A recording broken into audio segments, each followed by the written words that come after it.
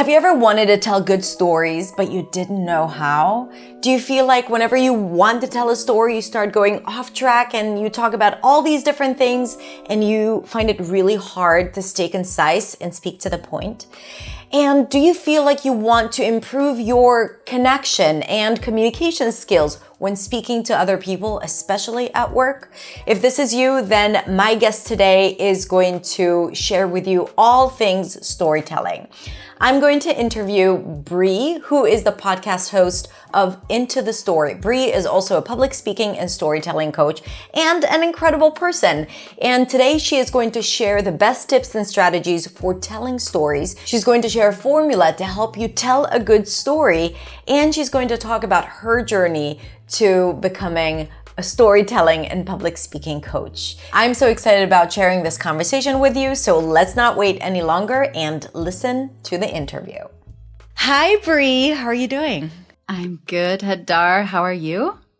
I'm good. Thank you so much for joining me on the podcast. So just to tell people how I got to know you, one of my community members inside Beyond, Mary, she contacted me one day. She was like, I got the most incredible person to come for an interview inside Beyond. She creates these sessions around women and leadership. And she reached out to you because she's a podcast listener and to your podcast, of course. And she was like, I love her. She's so great. And I was able to bring her to the community. And then she was working on this interview and it was such a huge success. So after that, I was like, oh, this, Bree, I have to get to know her. And we were in contact and I'm so happy about it. So thank you so much for now coming on the podcast. Of course. And sharing your story. Of course. I remember getting that email from Mary. She's so sweet and telling me about the community. It was so fun. It was so fun.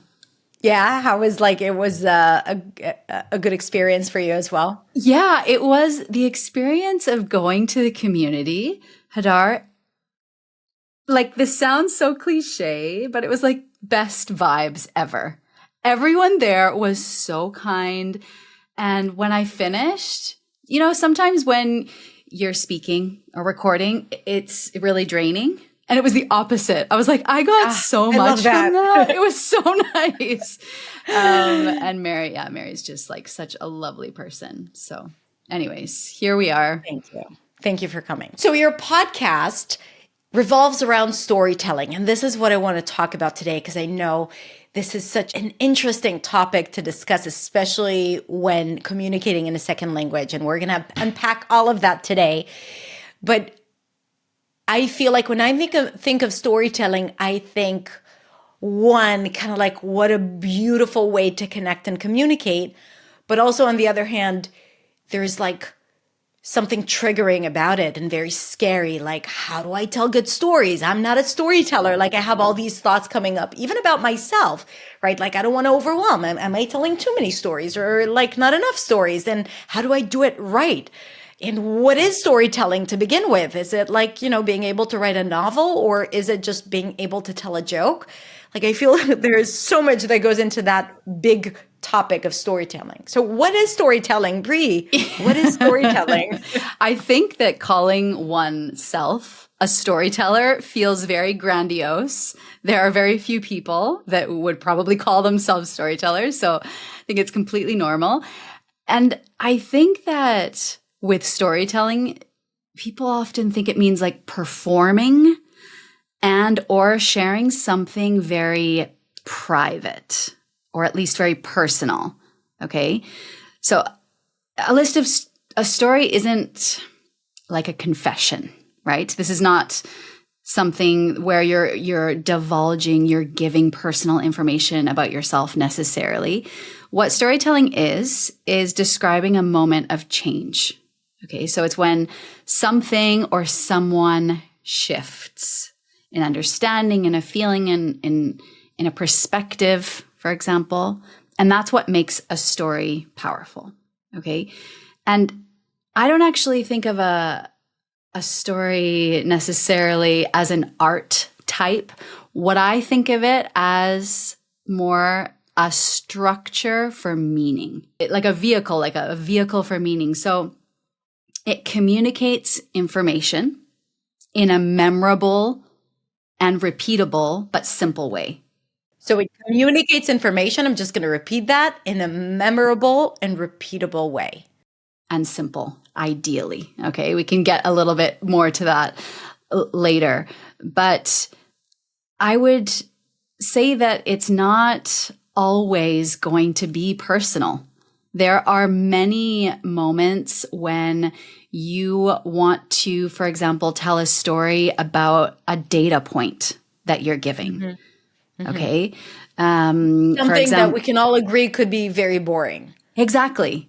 So 85% of professional success is more dependent on soft skills like communication than hard skills like, technical skills. Okay, this is a stat that came from Harvard Business School a long time ago. This is a real stat.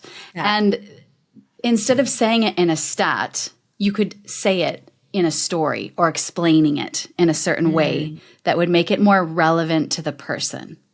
Does that make sense? How would you do that then? So let's say that is the piece of data that you have to convey. Yeah. So I had a client that works in a European company, and they are doing a lot of mergers. So they are buying companies and merging them into his company, basically. Mm-hmm. And he was going to be speaking to 80 of the leaders from that company. And he needs to basically tell them, we are going to rebrand all of your companies, and it's now going to be the name of my company. Okay, that's basically the data point.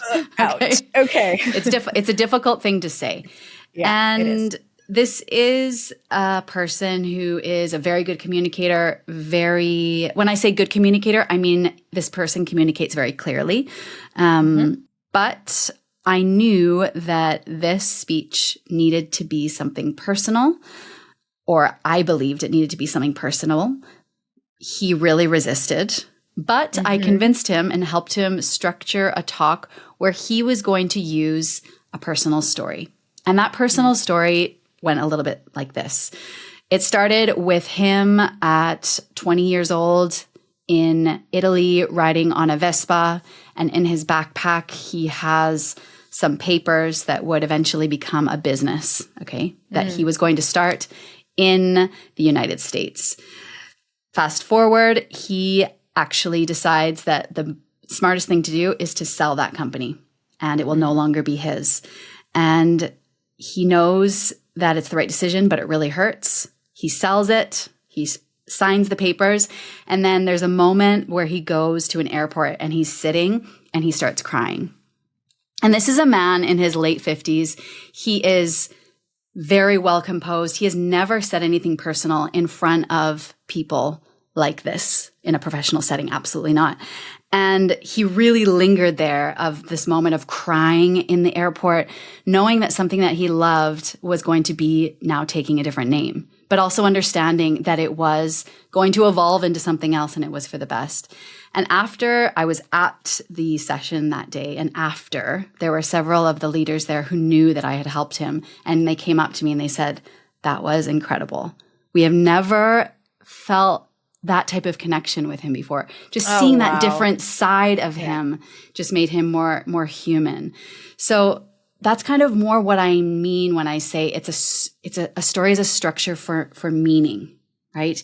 It communicates this information that makes it memorable and repeatable in a simple way. These people he didn't say, we're changing our name and this is the best thing for the future. He showed them, not just told them. When you started the story, I got sentimental when I heard Vespa. I was like, I know, like I can picture this. I was like, oh, so like I love that. I already love the story. Just say Italy and Vespa, and I'm like, okay, yes. I'm in. There is a story of transformation, but what I think made it so special is that it allowed him to be vulnerable. So not only that he was saying the words, it also did something to his, I'm assuming, energy and how he showed up, and kind of like even by being there on stage telling that personal story, created vulnerability, and people also connect with that as well, which yeah. I think only stories can do that. Like it creates like a connection on an emotional level, apart from the relaying information, that when people feel something, that helps them retain information. So we know that when like you get new information and you like there is an emotion attached to it, especially a positive emotion, you're more likely to remember it, right? Yeah. So there is like the chemistry of that, but also like more willingness, like more like people are more open to hearing it. So I love that part about stories, that that is just even beyond, and I know you know that, and then this is what you meant, but like I want to emphasize Yeah, the please. the aspect of like being human and the personality aspect of it, and allowing someone who might always be very, very Yeah. direct, and to allow more room. And I'm sure that he ended up enjoying that as well, right? I hope so. I think so. But I think this is the thing about storytelling. And again, storytelling being starting somewhere and moving to a different place, right? It kind of gives you permission to tell things that maybe you wouldn't otherwise tell.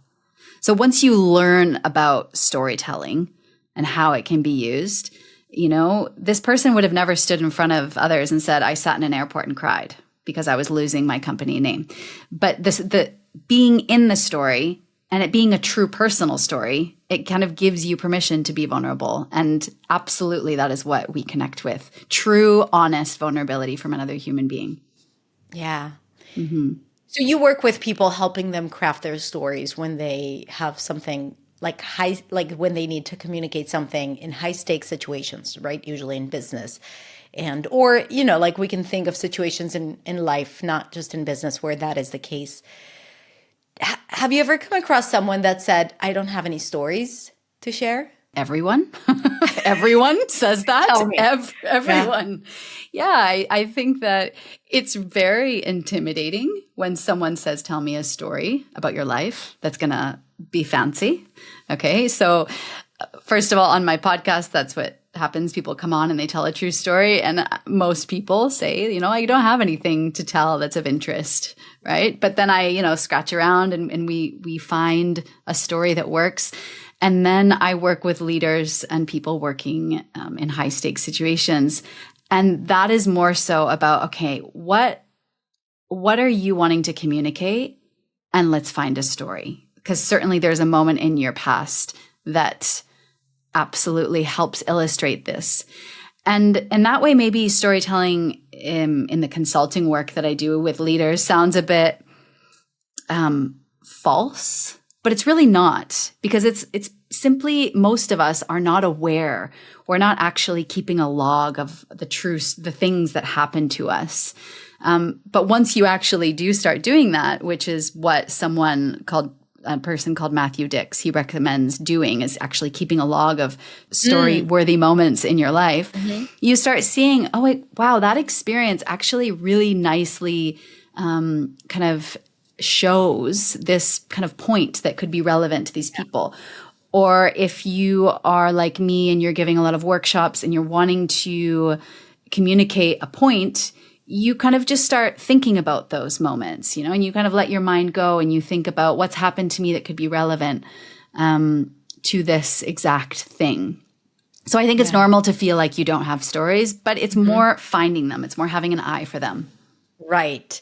Yeah. I didn't know that was a method, but like I remember that there was a point where when I started writing my newsletter and when I first started creating content, I would track, like I would have my notes on the phone, and every time I would remember an experience that I had, I would start writing it, because every time I would sit down to write the newsletter, I'd be like, I don't know what to write about. Yeah. So I would have like this bank of ideas and stories based on my experience that would come up in my day-to-day life, but then it's not relevant, so that it would be accessible. So I love that. So about telling stories, I think that when I talk to my students and I know like a big pain point is like I love telling stories. I want to tell stories, but it's really hard to stay concise, right? It's really hard because they feel like they start and then they go off on a tangent and talk about all these unnecessary details. What is the most important part in a story, that if you were to keep the core of a good story, what would it be? And how else would you structure a good story? This is the absolute essence of being a good storyteller. It's not knowing what to say. It's knowing like all of the stuff to not say. Oh, that's good. In the end. Like what not to say. Wait, Exactly. I'm going to say it again. What not to say. That's good storytelling. Because in the end, we want to include everything that happened. And when we don't practice storytelling, or even if you don't practice the art, let's say, of storytelling, but you don't practice the specific story that you're going to tell, you have a really hard time seeing what information is not relevant because it's personal to you. So you think it's all kind of relevant. So a good practice is think about your story and then start as absolutely close to the end as you can. Okay. And usually what this is going to do is have you starting right in the action of the story. And you're basically just going to cut everything that happened before that. So you want to start as close to the end without, of course, cutting out the moment of transition. Okay. Now this moment of transition is what is the moment in your story where something changed for you or something changed for the main character. Now, this isn't necessarily going to be like a big grand thing. It's just going to be that this is the moment where there's a clear before and then a clear after. And then you go and you say what happened at the end. Like, what was the takeaway? What did you learn? What was the moral of your story? But here, you want to really avoid going on, okay? Once you've said the moral, then you stop there. Because really, your story itself is going to explain the meaning. You don't need to then explain it. It's like when you watch a movie, your mind is there watching the characters and you are constantly putting meaning onto the story and taking the lessons and applying it to your own life. At the end of the movie, you don't need the characters to say this, this, and this. This is what happened. And because that really kills the end of any good story. Yeah. Someone just really going back and telling you what you should feel or what you should learn and interpreting it. So just to repeat it, like just to kind of like see if I got it right. So you want to start as close as possible to the end of the story. Yes. Maybe ideally right before the moment of transformation, because you said a story is about transformation. So you want to also identify a moment of transformation, whether it's something that happened or a decision or something that made you change, right? Yeah. Like, am I right? Yes. And then you don't want to skip that part. And then you go into what happened right after, like what? The aftermath. The aftermath of it.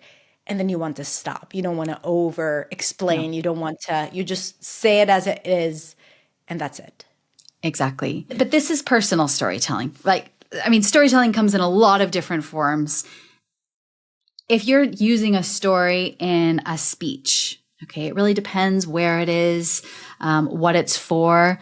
But let's say as a rule, a nice story would be, say, 2 minutes. Longer than that could feel a little bit drawn out.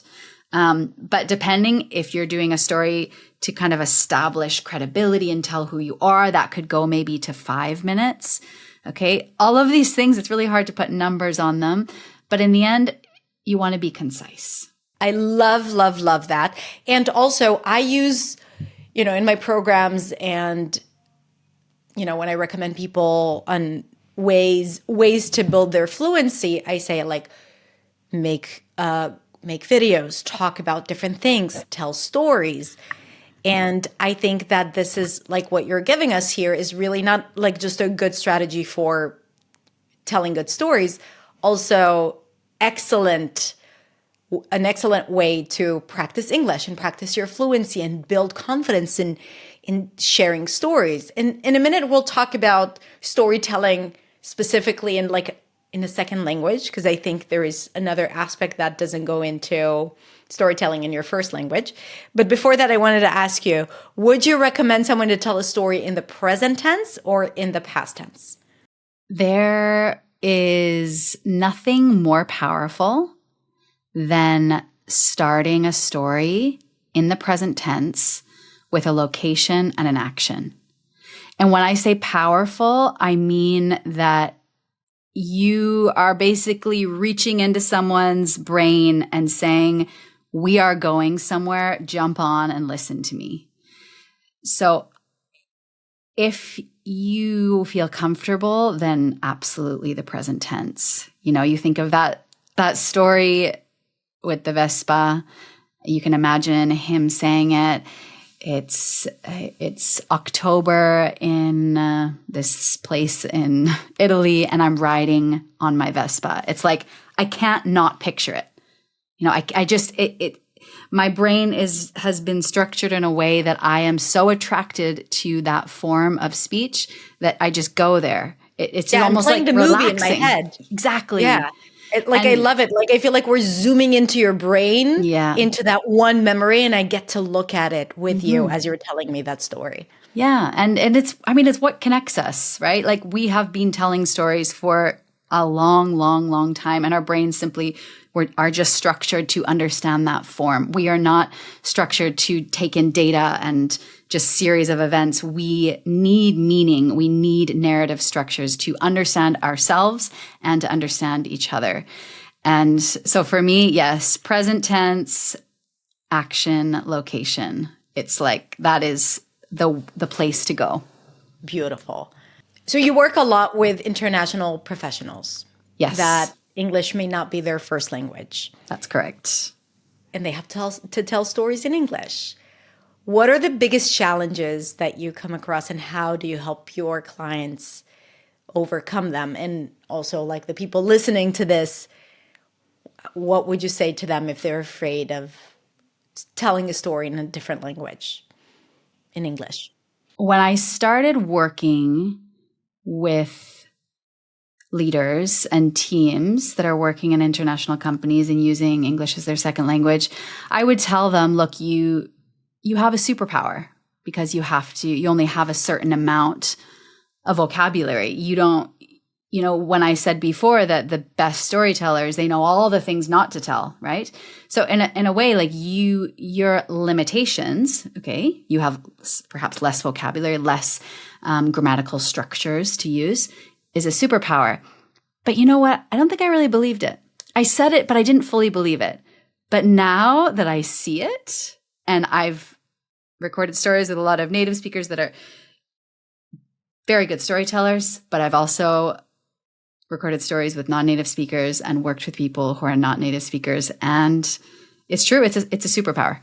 It is a superpower, being able to know what you want to say. Because of course, before we get to, and in my trainings that I do, before I get to storytelling, that's a little bit a ways down the line of what I teach. I first focus on clarity and confidence and then move into connection.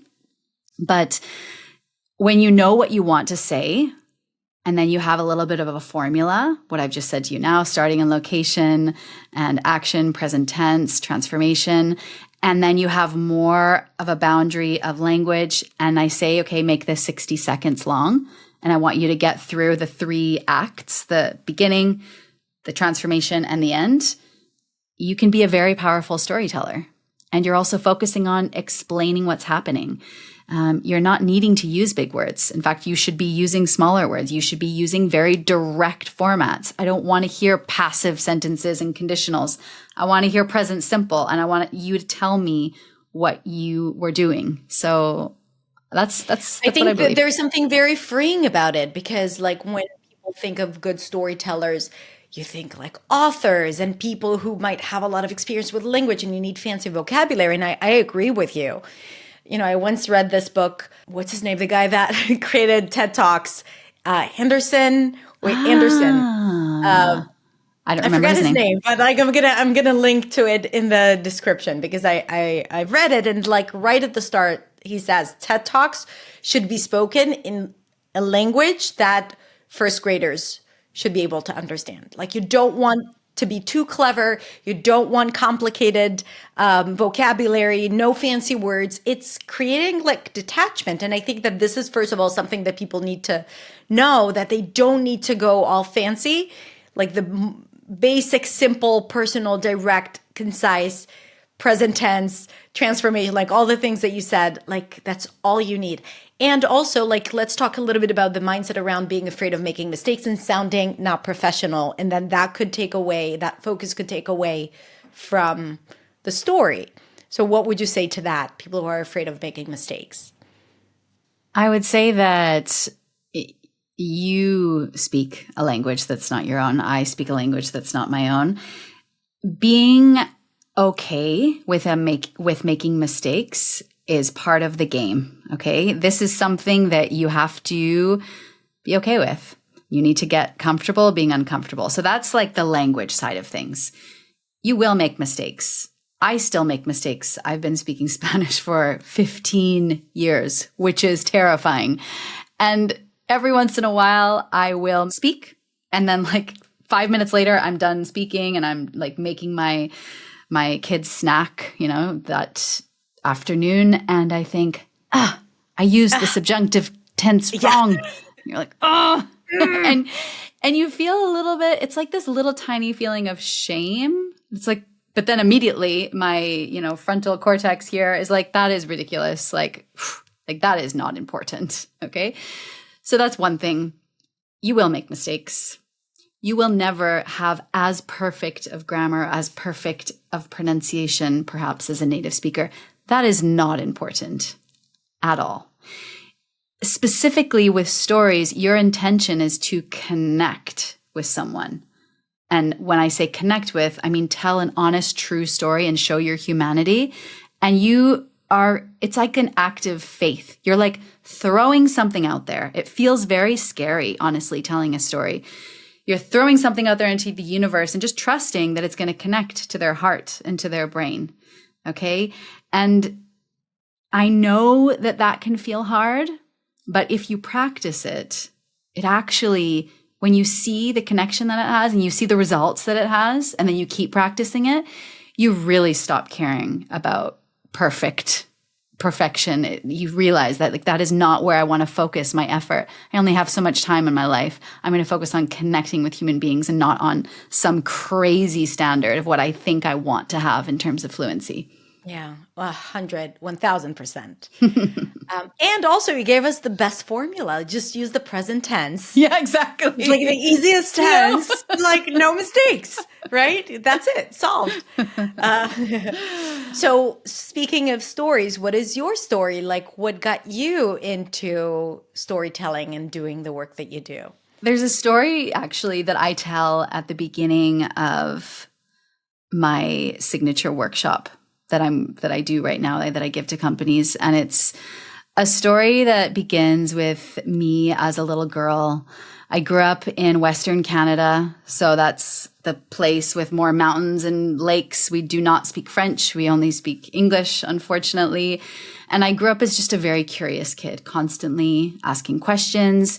It was like a compulsion. I was always asking. And I remember this one day, I'm driving into the mountains with my dad, and it's just the two of us, which is unusual because I'm the youngest of three girls, so we were never alone together.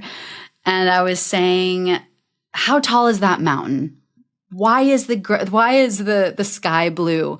Why do people sometimes say one thing but actually mean the other? And he was like, what is going on with this kid?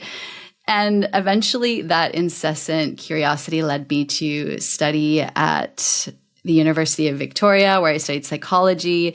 And I started working in a lab where we were helping people with autism communicate well. So we were actually helping them specifically understand facial and emotional recognition. And basically helping people who tend to really lack communication skills communicate well in a very, very basic way.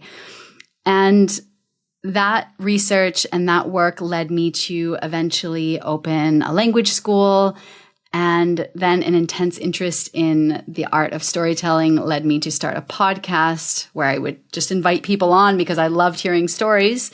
And it kind of all came together and led into the work that I'm doing now, which is strategic communication consulting and kind of bringing everything together. So this story that I've told you, it kind of shows you a journey of who I was, kind of moments of transformation, different interests that I had, and how it kind of has led to where I am today. So it's kind of a slow transformation, but it's my story. I love that. I love that. And I'm like imagining you as a little girl, like asking all these questions and being all curious. And I think you have to be curious about other people's stories to be able to Yes. kind of like dive into this world of storytelling. I love how simple you make it seem, like not such a huge lift, which always feels like that, I think, for people who are thinking about storytelling. Or it's like, no, it's not me. And I think that you're making it very accessible. So you're definitely in the right niche for what people need and what you love to do. Thank you, So Hadar. to wrap up, like we talked about collecting stories, right? You mentioned that strategy of like things that happen to you and to kind of like create a story log. You talked about the formula. What is maybe one more technique or practice strategy that you could recommend people who are interested in incorporating more storytelling into their work, communication style, or even just like when they make videos inside? This is a big part of our community work, and like they make videos and share stories. What can they do to become better storytellers or to tell more stories? I would definitely say this, it's called Homework for Life, and it's Matthew Dick's, let's say, methodology. We're collecting moments. And you can even keep it in your phone, just thinking of things that happened to you, like right now, today. Okay? Think of your day today. What is one thing that happened to you that you could say is story worthy, that you could build something around? Could be something very small. You realized you were wrong about something. Okay? You were embarrassed. That's a classic one. You made a mistake. So many of these things can be stories. And then take that moment. Okay. So that has to be the moment today. Don't go into the past. Let's just focus on today and practice telling it in front of the mirror or recording yourself as if you were telling your friend. Like you're describing a movie of yourself in that moment. And what you're doing is you're really focusing on images and emotion. You're not focused on wording. You're just kind of keeping the delivery natural. You want them to see what it looked like. And if you practice doing those things over and over, it will eventually start becoming easier and feeling more natural. And you can also spot the stories that are all around us. Everything is a story. You open the news, you're reading stories. It's not just data. They're creating the stories of people's lives or humanizing different things. So I think it starts with seeing them, and then it comes with practicing and not trying to be perfect, just trying to tell it as if you were telling a friend. Yeah, I love that. So good.